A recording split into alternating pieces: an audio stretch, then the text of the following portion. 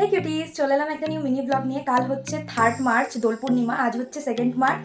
আজ থেকেই ব্লগটা স্টার্ট করলাম। এখন যাচ্ছি পাড়ায় ন্যাড়াপোড়া দেখতে। চলো তোমাদের সাথেও সবটা শেয়ার করছি, ব্লগটা কন্টিনিউ দেখতে থাকো। এখানে এসে তো দেখলাম কালকের জন্য প্রস্তুতি কমপ্লিট, আর এদিকে দেখো ন্যাড়ার মাথায় দেওয়া হয়নি।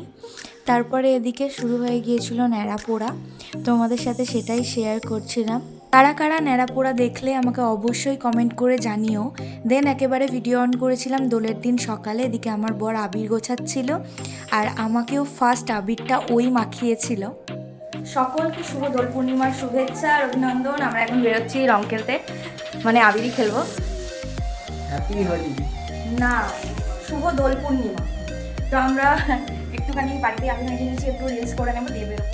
তারপর চলে গিয়েছিলাম আমাদের পাড়ার মাঠে বসন্ত উৎসবে। আজকের ভিডিওটা রাধা মাধবের দর্শন দিয়েই শেষ করছি, বাকিটা নেক্সট পার্টে আসছে। টাটা।